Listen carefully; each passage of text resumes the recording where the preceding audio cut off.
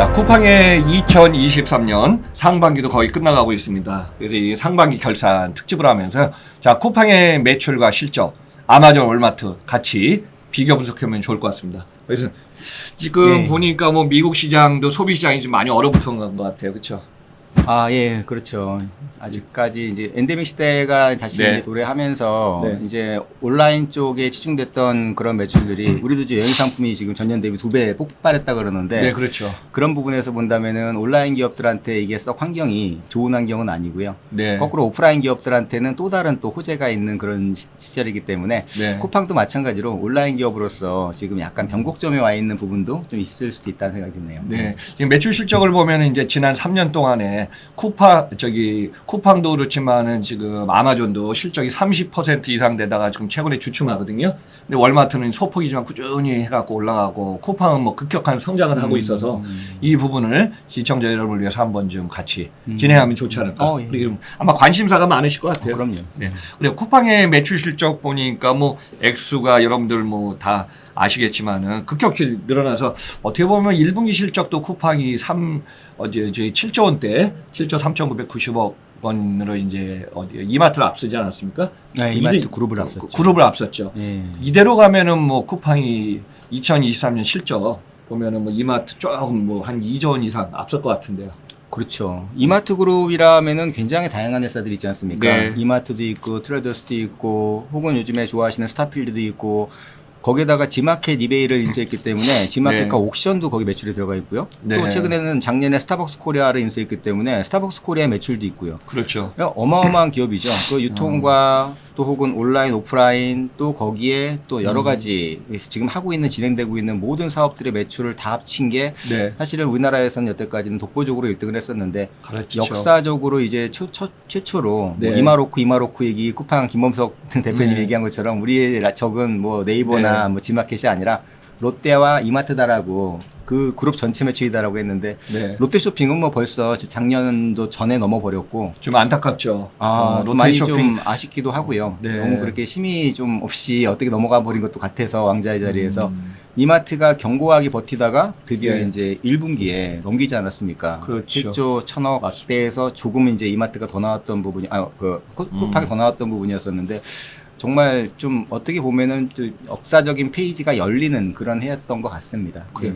어떻게 보면은 이제 이마트 그룹이 한 5조를 투자하지 않았습니까 최근에? 많던 투자했죠. 그다음 뭐 지마켓을 지분 한 80% 인수하면서 3조 4천인가 그 정도로 썼는데도 거기 양쪽이 실적이 안 나오다 보니까 이 부분에 대해서 어떻게 모멘텀 찾을까 하면서 뭐 신세계 클럽도 만들고 지금 다양한 지금 변화가 있는 것 같아요.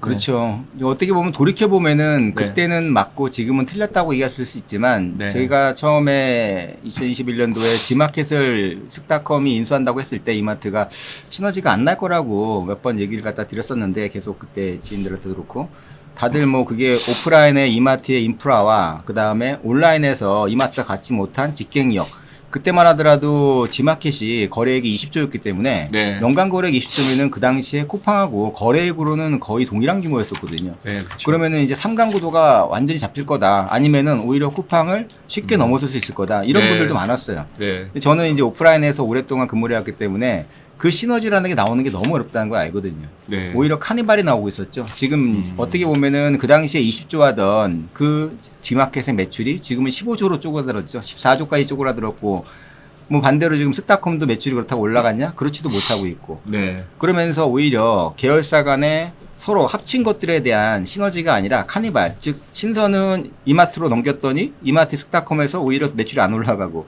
네. 비식품을 지마켓으로 넘겼더니 거꾸로 말하면은 스타컴에서 나오던 매출이 2배가 되는 게 아니라 그 매출이 아예 통째로 없어져 버리는 네. 또 이런 좀 아이러니한 상황도 벌어지고 있다는 거고요. 네. 그러다 보니까 사실 생각보다 오프라인 기업과 온라인 기업이 시너지를 낸다는 게 참 쉽지가 않은 그런 상황인 것 같습니다. 그리고 이제 한 3년 지난 시간을 돌이켜 보면은 당시에 뭐 지마켓이니까 이베이 코리아의 옥션이죠, 지마켓.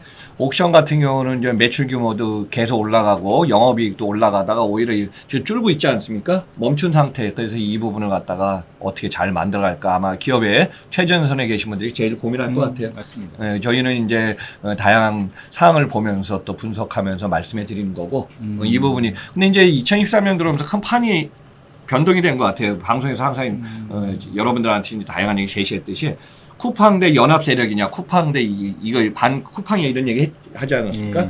근데 올해 이제 뭐 어떻게 보면 반사 이익이 기타 쪽이 쿠팡 쪽으로 많이 온 거네요.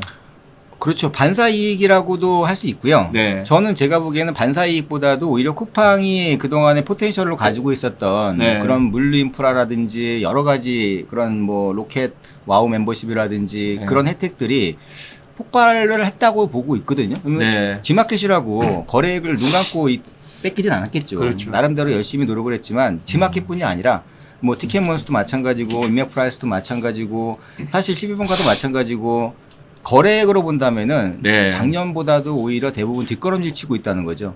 우리가 생각했을 때는 이커머스 기업들은 뭐 끊임없이 올라갈 것 같고 오프라인 기업들은 끊임없이 내려갈 것 같지만 네. 오늘 얘기 드리겠지만 월마트는 지금 사상 최고의 매출을 찍고 있고요. 네.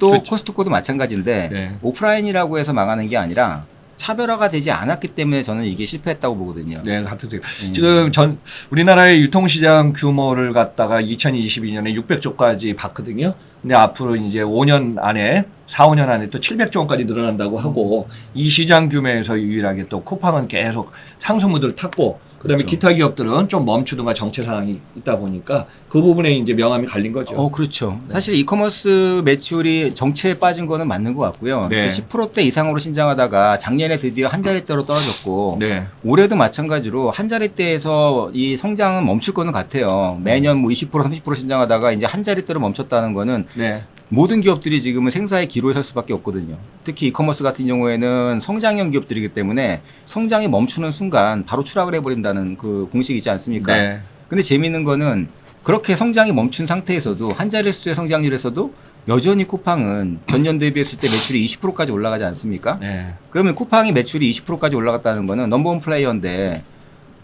쿠팡이 20% 올라가는 거에 나머지가 다 떨어졌다는 거겠죠. 네. 나머지 이커머스 업체들이 말씀드렸던 것처럼 G마켓 떨어지고 11번가 떨어지고 티켓몬스터 떨어지고 이마플러스 떨어지고 진짜 어떻게 보면 아이러니한 게 온라인 시장이 다 올라가는 게 아니라 온라인 시장에서 상승하는 부분, 증가하는 부분은 전부 쿠팡이 가져가고 있고 나머지는 제자리 걸음을 하거나 거꾸로 퇴보를 하고 있기 때문에 네. 지금이 어떻게 보면은 온라인 시장은 멈춰 있지만 쿠팡으로 또 쏠림 현상이 거꾸로 나고 있는 뭐 진짜 빈익분 부익부 현상이 벌어지는 건 아닌가 또 그런 또 생각도 해보게 됩니다. 맞아요. 데이터로 이제 명확하게 나오는 게 이제 온라인도 오프라인든 중요한 게 뭐냐면 고객 수하고 객단가 아닙니까? 네, 근데 맞습니다. 명함이 이제 뭐 쿠팡 같은 경우는 와우가 뭐 1,200만 원 거의 이제 근접했죠. 그다음에 활성 고객도 늘어났는데 지금 기타 기업들은 유통 기업들은 이제 다 줄고 있지 않습니까? 네, 맞습니다. 이런 게 이제 수치라고는 나타내 주는 거고 그다음에 저도 이제 주변에 이제 많은 관련된 분들 보니까 벌써 3년 동안에 우리 생활에는 집 앞에 갖다 놓는 게 이제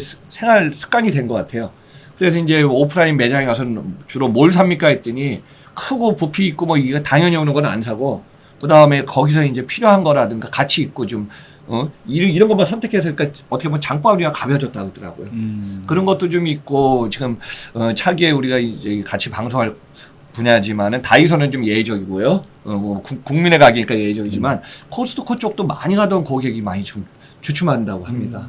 그러니까 그거는 이제 쿠팡 쪽으로도 간 것도 있고 코스트코에 갔던 고객 수가 지금 딴 데로 가든가 아니면은 동선이 이제 짧아진 거죠. 아마 그런 부분이 큰 영향을 주지 않았을까